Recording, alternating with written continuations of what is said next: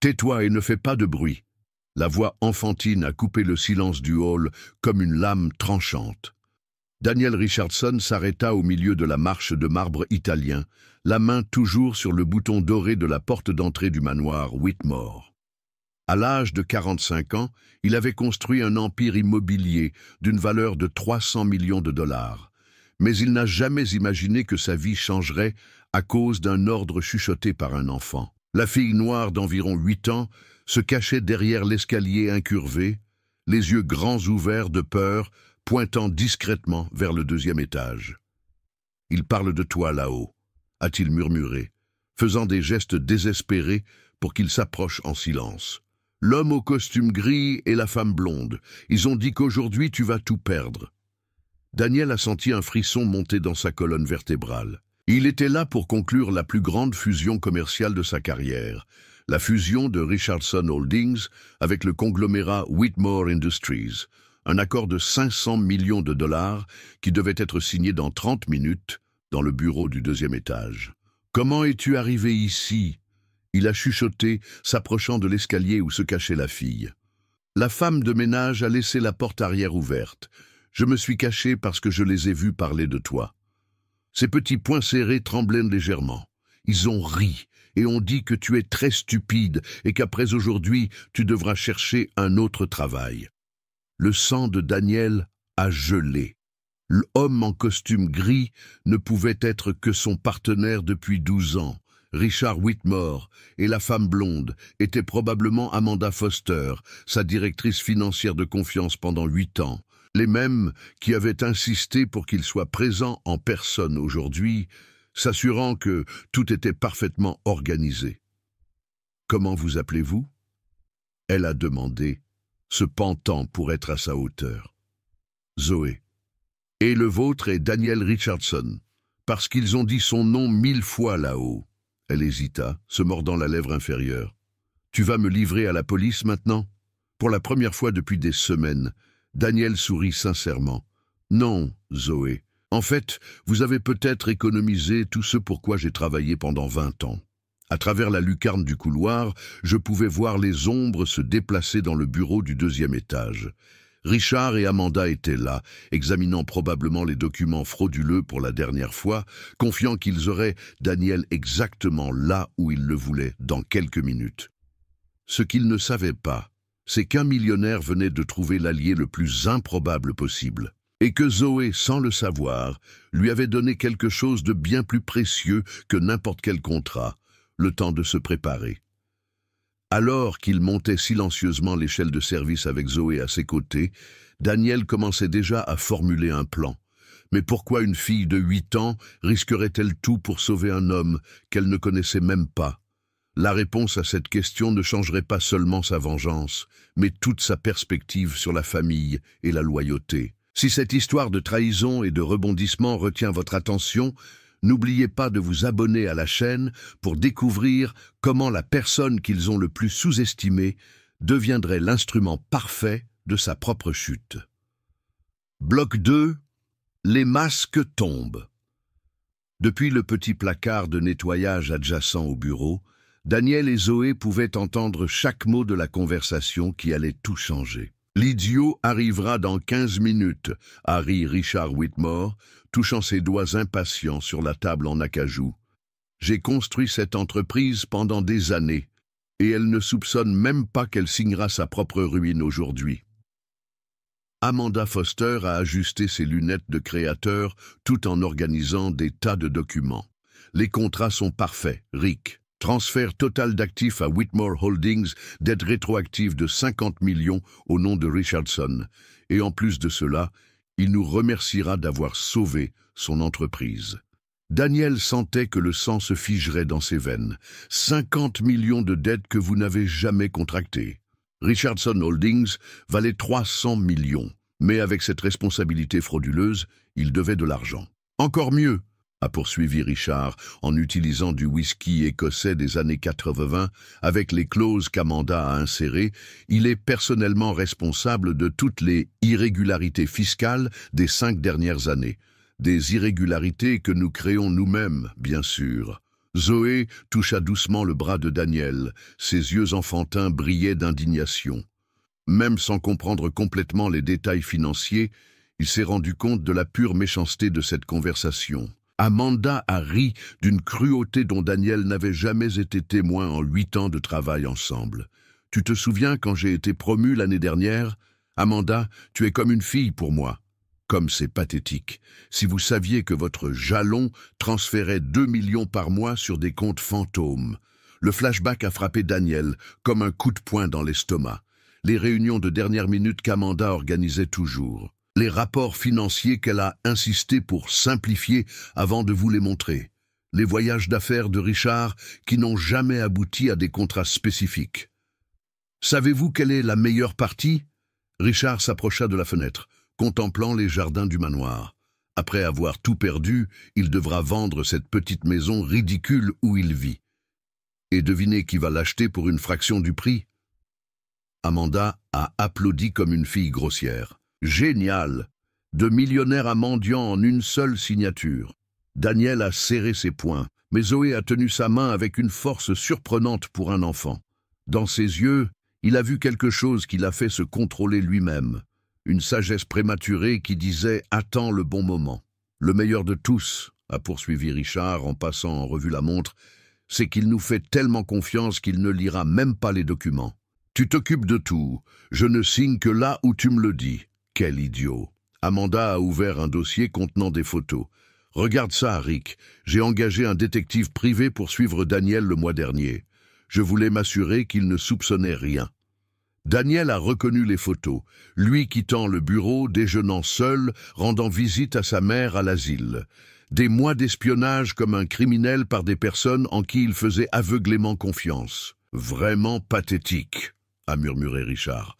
Un homme de 45 ans, sans famille, sans vrais amis. Lorsque vous perdrez l'entreprise, il n'y aura personne pour vous soutenir. Zoé serra encore plus la main de Daniel, comme si elle voulait dire « Maintenant tu as quelqu'un ».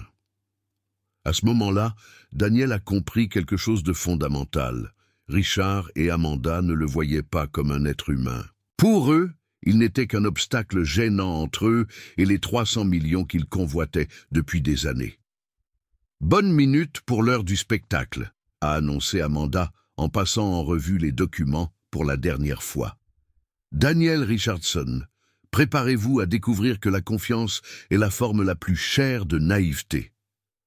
Alors qu'il se préparait à sortir du placard, Daniel s'est rendu compte que son expression avait complètement changé.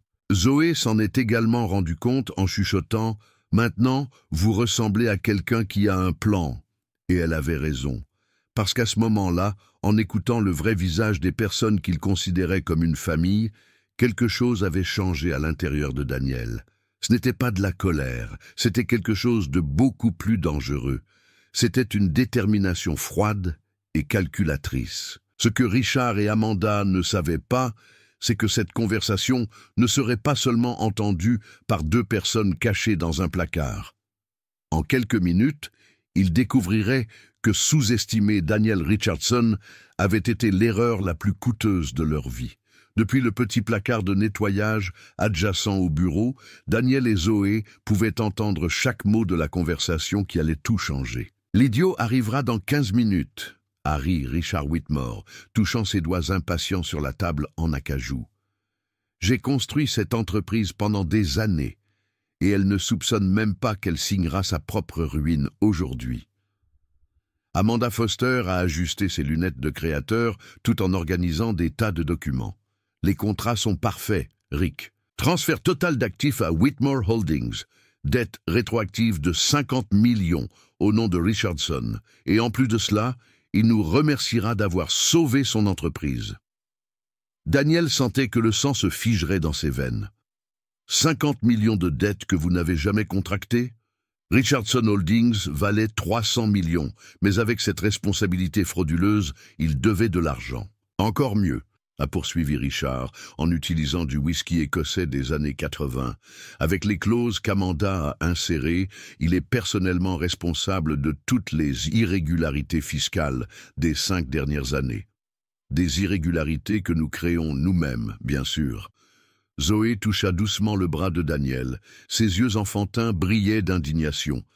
Même sans comprendre complètement les détails financiers, il s'est rendu compte de la pure méchanceté de cette conversation. Amanda a ri d'une cruauté dont Daniel n'avait jamais été témoin en 8 ans de travail ensemble. « Tu te souviens quand j'ai été promu l'année dernière? Amanda, tu es comme une fille pour moi. Comme c'est pathétique. Si vous saviez que votre jalon transférait 2 millions par mois sur des comptes fantômes. » Le flashback a frappé Daniel, comme un coup de poing dans l'estomac.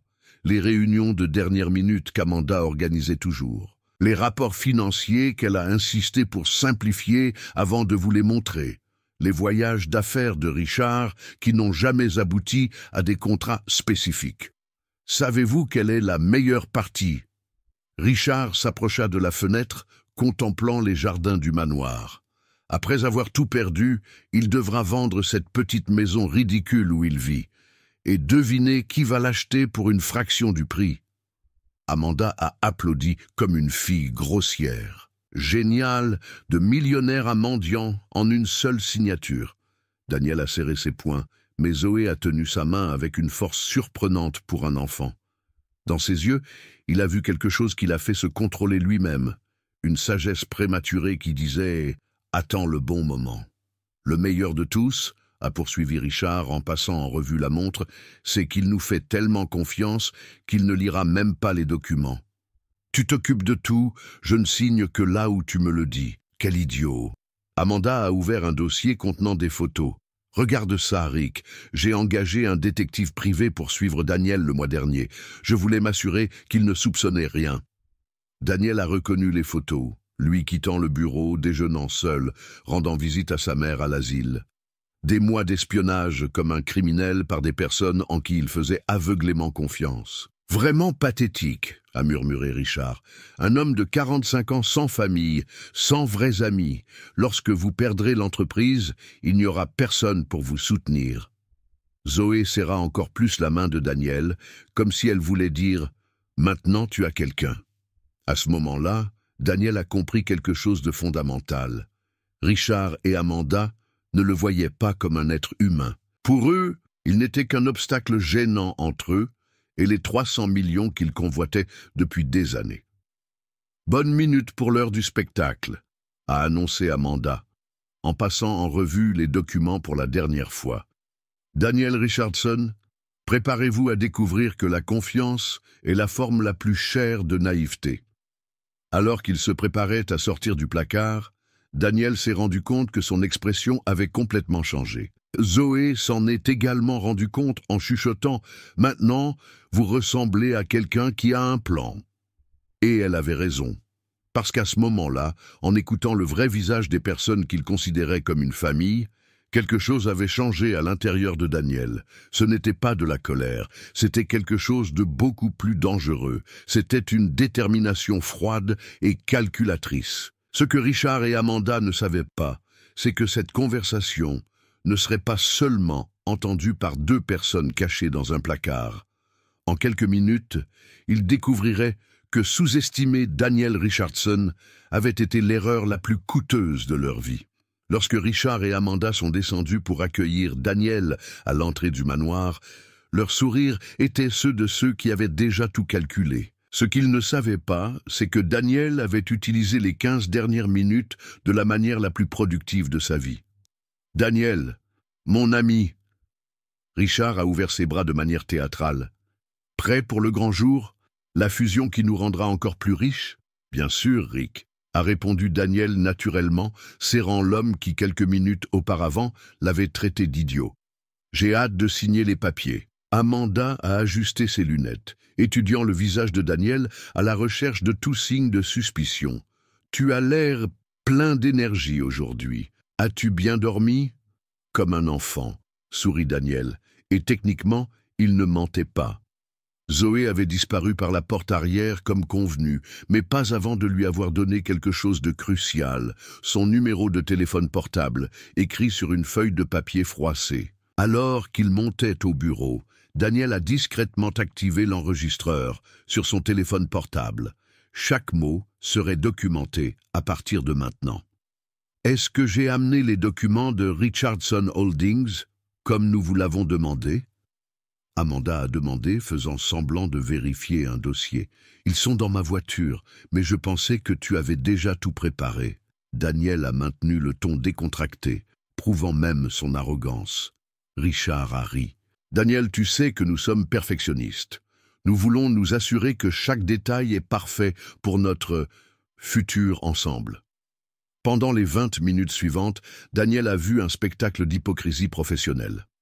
Amanda a expliqué les clauses frauduleuses comme s'il s'agissait d'avantages pour lui. Richard a parlé de « association durable », tout en organisant des documents qui le ruineraient financièrement.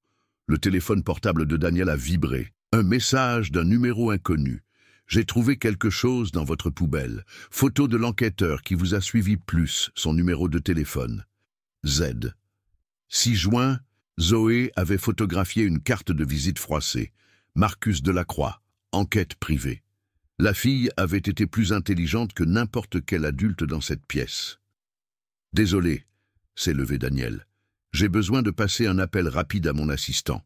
Question bureaucratique. » Dans le couloir, Daniel a appelé Marcus Delacroix. « Bonjour ?» La voix rauque a répondu à la deuxième touche. « Marcus Delacroix ? Je m'appelle Daniel Richardson. Je pense que vous avez travaillé pour Amanda Foster en faisant des recherches sur ma vie personnelle. » Silence. Alors, un rire amer. « Richardson, mec, tu n'as aucune idée de ce que cette femme m'a demandé de faire. On se voit au café central dans 1 heure. Apportez tout ce que vous avez sur eux. » « Tout ? Garçon, tu auras besoin d'une camionnette. » Lorsque Daniel est retourné au bureau, il a trouvé Richard et Amanda en train de chuchoter intensément. Ils se sont brusquement arrêtés quand ils l'ont vu. « Tout est résolu ?» Amanda a demandé, forçant un sourire. « Parfaitement. En fait, mon assistant m'a rappelé quelque chose d'important. » Daniel s'assit calmement. « Je dois revoir d'anciens contrats avant de signer quelque chose de nouveau. Question juridique, vous comprenez ?» Le visage de Richard s'est assombri pendant une fraction de seconde. « Daniel, nous nous sommes fait confiance pendant 12 ans. Cette suspicion soudaine est offensante. » « Ce n'est pas suspect, Rick. C'est juste de la prudence commerciale. » Daniel a gardé son ton amical, mais ferme. « Que diriez-vous de le reprogrammer pour demain? Je peux donc arriver ici en toute conscience. » Amanda a échangé un regard nerveux avec Richard. « Daniel, les investisseurs japonais arriveront cet après-midi. Si nous perdons cette fenêtre, alors nous aurons d'autres opportunités, » s'est levé Daniel. « Les entreprises basées sur les barrages se terminent rarement bien. » Richard a forcé un rire. « Tu as raison, comme toujours. Demain, à la même heure ? Parfait. » Alors que Daniel se dirigeait vers la porte, Amanda l'a rattrapé. « Daniel, j'ai une question personnelle. Tu as été différent ces derniers temps. Est-ce que tout va bien ?» Daniel s'arrêta, regardant directement dans les yeux de la femme que sa fille avait appelée pendant des années. « Amanda, tu me connais depuis 8 ans. À quand remarque la dernière fois que vous m'avez vu prendre une décision importante sans y réfléchir au préalable ?» Elle ne savait pas comment répondre. Dans la voiture, Daniel a appelé son avocat personnel, le docteur Eduardo Santana, un homme qu'il connaissait depuis 15 ans et en qui il faisait aveuglément confiance. « Eduardo, j'ai besoin de toi de toute urgence. Apportez votre meilleur enquêteur médico-légal et un expert en criminalité financière. J'ai découvert que j'ai été volé pendant des années. » « Daniel, de combien parlons-nous? Peut-être des dizaines de millions. Et Eduardo apporte du matériel d'enregistrement. Demain, nous attraperons les coupables sur place. » Alors qu'il conduisait pour rencontrer Marcus Delacroix, Daniel a souri pour la première fois depuis des mois. Richard et Amanda pensaient qu'ils avaient encore 24 heures pour terminer le coup. Ce qu'ils ne savaient pas, c'est que Daniel venait de transformer cette période en le piège le plus cher auquel ils avaient été confrontés. Votre téléphone portable a de nouveau vibré. Un autre message de Zoé. « Ils sont très nerveux maintenant. Je les ai écoutés à nouveau plus. Tu es plus intelligent qu'ils ne le pensent. » À ce moment-là, Daniel s'est rendu compte de quelque chose de fondamental. Pendant des années, Il avait fait confiance aux mauvaises personnes et sous-estimé les bonnes. Une fillette de 8 ans avait fait preuve de plus de loyauté en un après-midi que ses partenaires dans des décennies de vie commune. Et maintenant, alors que Richard et Amanda célébraient prématurément leur victoire imminente, Daniel était sur le point de leur montrer que la confiance, lorsqu'elle est trahie, peut devenir l'arme la plus dévastatrice qui soit. Le Central Café était pratiquement vide lorsque Marcus Delacroix est arrivé avec une mallette en cuir usé et l'expression de quelqu'un qui avait mal dormi pendant des semaines. « Richardson », salua-t-il, assis lourdement sur la chaise opposée. « Vous n'avez aucune idée à quel point je me sens soulagé de raconter enfin cette histoire à quelqu'un. » Daniel a commandé 2 cafés et a vu l'enquêteur ouvrir la mallette. Ce qu'il a vu à l'intérieur lui a remué l'estomac. Des centaines de photographies, de documents bancaires, d'enregistrements flash, et même des déchets ramassés dans les bureaux de Richard et Amanda. « 3 mois d'enquête, soupira Marcus. Foster m'a engagé pour surveiller leurs habitudes et leurs éventuelles vulnérabilités. Au début, je pensais que c'était juste de la paranoïa des affaires. Mais alors, il a glissé un tas de photos autour de la table. Daniel s'est retrouvé à quitter les restaurants, à rendre visite à sa mère à l'asile, même à parler aux voisins au supermarché. Il voulait tracer leur routine complète. Horaires, lieux fréquentés, personnes à proximité. Marcus a baissé la voix, mais les choses sont devenues sinistres lorsqu'il m'a demandé d'enquêter sur ces éventuelles irrégularités financières. Des irrégularités qui n'existaient pas, murmura Daniel. Exactement. Elle voulait que je plante de fausses preuves. Quand j'ai refusé, elle a essayé de m'acheter avec 50 000 $. Marcus a sorti un petit enregistreur de sa poche. J'ai tout enregistré. La voix d'Amanda résonna à travers le café vide. Marcus, mon cher, tu ne comprends pas. Daniel est instable. Nous devons protéger votre propre entreprise. Si vous documentez des transferts suspects, nous ne ferons qu'anticiper les problèmes futurs. Daniel serra les poings. Combien de personnes ont-ils essayé de soudoyer? Au moins 6 à ma connaissance. Votre comptable, votre ancien secrétaire, même le gardien de votre immeuble. Marcus a organisé plus de documents. Mais voici le meilleur. En faisant des recherches sur vous, j'ai découvert ce qu'ils font vraiment. Le chercheur a révélé des feuilles de calcul détaillées, montrant des transferts vers des dizaines de comptes fantômes. Ce ne sont pas seulement les 2 millions par mois que vous avez entendus. Ils ont un système qui draine 8% de tous les contrats de Richardson Holdings pendant au moins 3 ans. 8%? Daniel a rapidement calculé. Nous parlons de plus de 80 millions. Et c'est tout ce que j'ai pu suivre. Marcus garde les documents. J'ai des contacts au FBI qui aimeraient voir ça. 2 heures plus tard, Daniel était au bureau du docteur Eduardo Santana, regardant l'avocat examiner tous les documents avec la précision d'un chirurgien. « Daniel, ce n'est pas seulement du vol. » Eduardo a levé ses lunettes. « C'est une opération de blanchiment d'argent au niveau fédéral. Avec les preuves dont nous disposons, ils risquent 25 ans de prison chacun. Quel est le plan ?» Eduardo sourit pour la première fois. « Tu assisteras à la réunion demain, mais pas seulement. Les agents fédéraux surveilleront tout, les enregistrements de haute qualité et les mandats de perquisition et de saisie prêts à être exécutés. Et si vous vous méfiez, c'est pourquoi vous agirez exactement comme vous l'avez toujours fait, sûr, un peu naïf, prêt à signer où qu'ils envoient. » Eduardo a ouvert un ordinateur portable. Mais cette fois, chaque mot sera documenté et chaque signature qu'ils essaieront d'extraire de vous sera une preuve supplémentaire. Le téléphone portable de Daniel a vibré. Message de Zoé. Ils sont très nerveux. La femme blonde a appelé quelqu'un en disant que vous pourriez le soupçonner. Il y a plus. 6 juin, une photo instable d'Amanda au téléphone dans le jardin du manoir. Daniel a montré le message à Eduardo, qui a ri. Cette fille devrait travailler pour le FBI. Il obtient des informations qu'il faudrait des semaines aux chercheurs expérimentés pour obtenir. Eduardo, il y a quelque chose que je dois te dire à propos de Zoé. Daniel a hésité. J'ai pu retrouver sa famille par le biais des services sociaux. La grand-mère qui l'a élevé était Joséphine Richardson. L'avocat a cessé d'écrire. Richardson comme mon cousin perdu.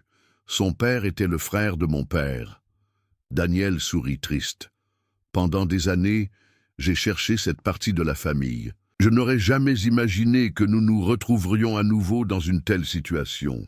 Alors, quand elle a tout risqué pour te prévenir, c'était un instinct familial qui protégeait la famille, même sans le savoir consciemment. Eduardo secoua la tête impressionné. Les rebondissements de cette histoire sont dignes d'un film. À ce moment-là, le téléphone portable de Daniel a sonné. Richard Whitmore.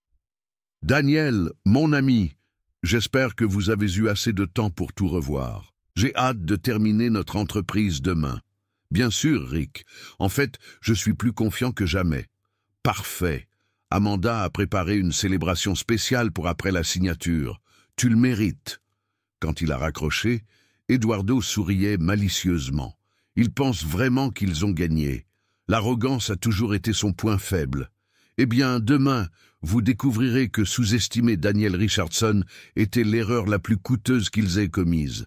Si vous suivez cette histoire de trahison et de justice, abonnez-vous à la chaîne, car ce qui se passera demain dans le manoir sera le rebondissement le plus satisfaisant que vous ayez jamais vu. En rentrant chez lui en conduisant, Daniel a pensé à l'ironie de la situation. Richard et Amanda avaient passé des mois à planifier leur destruction, à documenter chaque mouvement, à rédiger des contrats frauduleux parfaits. Ce qu'ils ne savaient pas, c'est que toute cette préparation méticuleuse avait créé le piège parfait, non pas pour lui, mais pour eux-mêmes. En moins de 18 heures, vous découvrirez que parfois l'agneau que vous emmenez à l'abattoir peut avoir des dents beaucoup plus acérées que les vôtres, et cette confiance trahie, lorsqu'elle devient une stratégie froide et calculée, peut être l'arme la plus dévastatrice qui existe. Ce que Richard et Amanda ne savaient pas encore, c'est que demain ne serait pas le jour où ils pourraient enfin voler 300 millions. Ce serait le jour où ils perdraient absolument tout. Lorsque Daniel est arrivé au manoir Whitmore le lendemain matin, Richard et Amanda l'attendaient avec du champagne et des sourires qui pouvaient à peine cacher leur cupidité. Ce qu'ils ne savaient pas, c'est que 3 camionnettes discrètes étaient garées dans le bloc, remplies d'agents fédéraux et d'équipements d'enregistrement. « Daniel, l'homme du moment !» Richard a ouvert ses bras de manière théâtrale. « Aujourd'hui est le jour qui va changer nos vies pour toujours. » Sans aucun doute. Daniel sourit calmement, activant discrètement le microphone sans fil que le docteur Eduardo avait fourni. « J'ai hâte de voir comment tout cela se déroulera. » Amanda a organisé les piles de documents frauduleux avec la précision d'un chirurgien préparant une opération. « Tout est prêt, Daniel. Comme toujours, il vous suffit de nous faire confiance et de signer là où je vous ai indiqué avec les post-it jaunes. » Pendant 40 minutes, Daniel a vu le spectacle d'hypocrisie le plus dégoûtant qu'il ait jamais vu. Richard a expliqué des clauses qui le ruineraient comme s'il s'agissait de cadeaux de Noël. Amanda sourit maternellement en pointant du doigt des signatures qui lui laisseraient 50 millions de dettes. Une dernière question avant de signer. Daniel s'appuya sur la chaise. « Tu crois vraiment que je suis aussi stupide que j'en ai l'air ?» Richard a ri. « Daniel, tu es beaucoup, mais stupide, tu n'es pas l'un d'entre eux. C'est pourquoi nous avons tant confiance en vous. C'est bon à savoir. » Daniel a sorti son téléphone portable de sa poche. « Parce que j'ai quelques questions sur ces transferts mensuels de 2 millions vers des comptes fantômes. » Le sourire d'Amanda s'est instantanément figé. « De quoi parlez-vous » Daniel a glissé des feuilles de calcul autour de la table, les mêmes que Marcus avait fournies. Ou à propos de ces conversations enregistrées où vous me traitez d'idiot et prévoyez de me voler 300 millions. Richard a essayé de garder son sang-froid, mais ses mains tremblaient visiblement. « Daniel, où as-tu obtenu cette information ?» D'un chercheur très compétent, Marcus Delacroix. Tu te souviens de lui? L'homme qu'Amanda a essayé de soudoyer pour planter de fausses preuves contre moi? À ce moment-là, les portes du bureau se sont ouvertes et le docteur Eduardo est entré accompagné de 4 agents fédéraux. Agent Sarah Coleman, FBI, a annoncé la femme de devant, montrant sa pièce d'identité. Richard Whitmore et Amanda Foster sont en prison pour blanchiment d'argent, fraude financière à l'échelle fédérale et complot en vue de commettre le crime organisé. Amanda a sauté de la chaise comme si elle avait reçu un choc électrique. « C'est une erreur. Daniel, dis-leur que c'est un malentendu. » « Malentendu ?» Daniel s'est levé calmement. « Comme hier quand tu as dit à Rick que j'étais un chien obéissant qui serait jeté dans la rue après avoir tout perdu. » Richard a tenté une dernière lettre désespérée. « Daniel, nous sommes partenaires depuis 12 ans. Croirez-vous aux étrangers au lieu de faire confiance à ceux qui ont toujours été à vos côtés ?» Partenaire, Daniel a allumé le haut-parleur du téléphone portable. L'enregistrement de la conversation de la veille a fait écho au bureau. L'idiot arrivera dans 15 minutes. 20 ans de construction de cette entreprise et vous ne soupçonnez même pas qu'elle signera sa propre ruine aujourd'hui. Les couleurs ont complètement disparu du visage de Richard. Amanda a commencé à pleurer, mais pas des larmes de tristesse, des larmes de pure fureur. « Tu nous as piégés !» Elle a crié, essayant de se débarrasser des menottes. 12 ans à faire semblant d'être notre ami. Le docteur Eduardo rit cessement. « Amanda, tu as passé des années à le voler systématiquement. Qui a tendu un piège pour qui ?» L'agent Coleman a ouvert un dossier. Ovington, 3 millions de dollars détournés, 17 comptes fantômes, corruption de témoins, falsification de documents fiscaux. Vous risquez entre 25 et 30 ans de prison fédérale. Attends. Richard a essayé une fois de plus. Daniel, nous pouvons faire un marché. Tu gardes tout, on rend l'argent et on disparaît. Pas de coupure, pas de scandale public. Daniel s'est approché de la fenêtre, regardant les jardins du manoir où il avait grandi en croyant que ces personnes faisaient partie de la famille. Rick, tu sais quelle est la différence entre toi et moi ? Je n'ai jamais trahi quelqu'un qui me faisait confiance. Alors que les agents escortaient Richard et Amanda, Amanda s'est retournée une dernière fois. « Tu vas le regretter, Daniel. Quand je sortirai de prison... » « Si tu pars, » interrompit sèchement l'agent Coleman.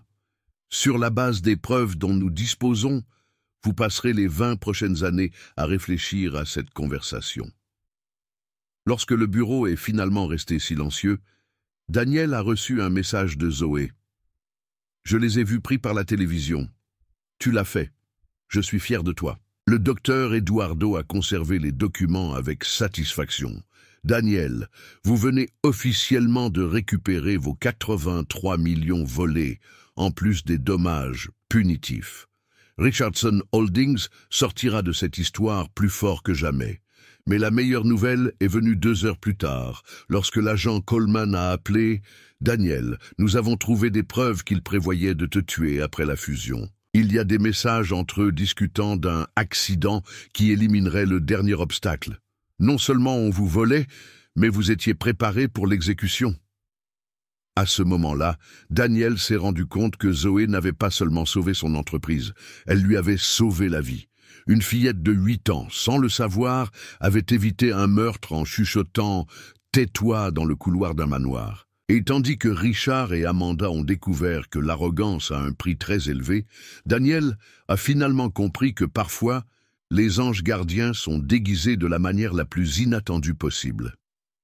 6 mois plus tard, Daniel était assis dans son nouveau bureau, au 40e étage de Manhattan, regardant la ville s'étendre à l'infini par la fenêtre. Richardson Holdings avait augmenté de 60% depuis l'arrestation de Richard et Amanda, enfin à l'abri des parasites qui épuisaient leurs ressources depuis des années. « Papa Daniel, d'autres lettres sont arrivées. » Zoé s'est précipitée, portant un tas de courriers.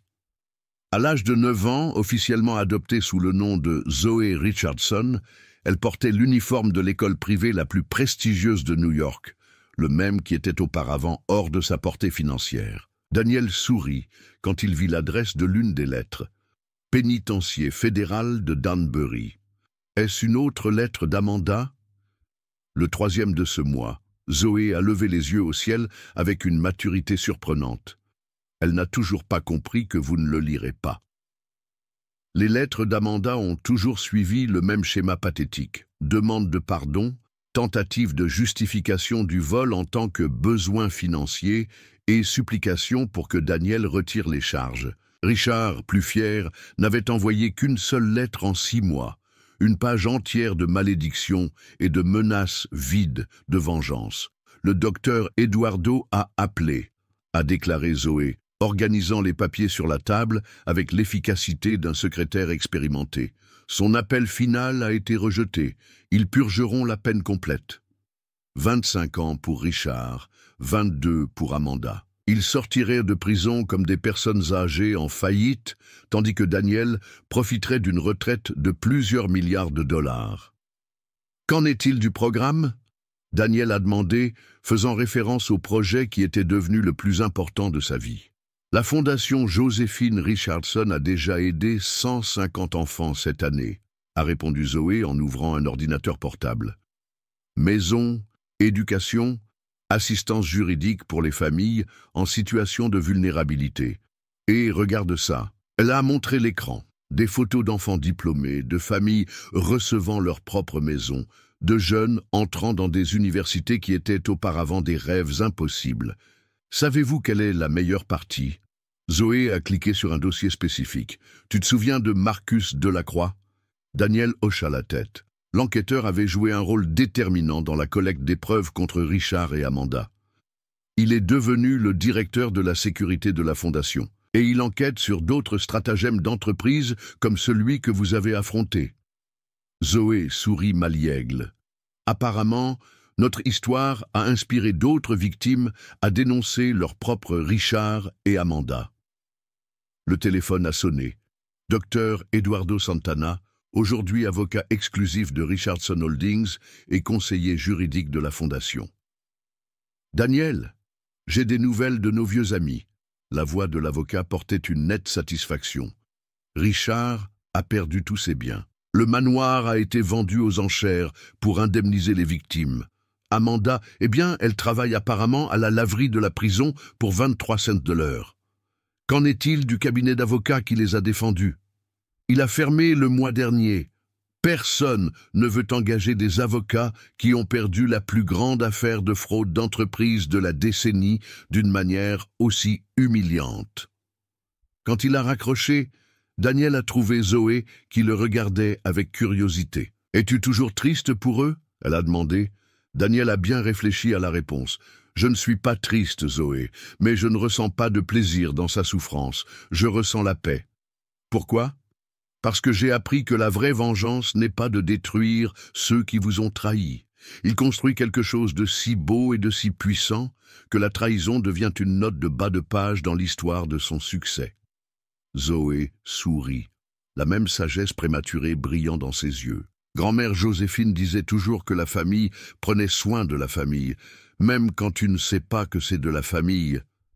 À ce moment-là, Daniel s'est rendu compte de l'ironie parfaite de la situation.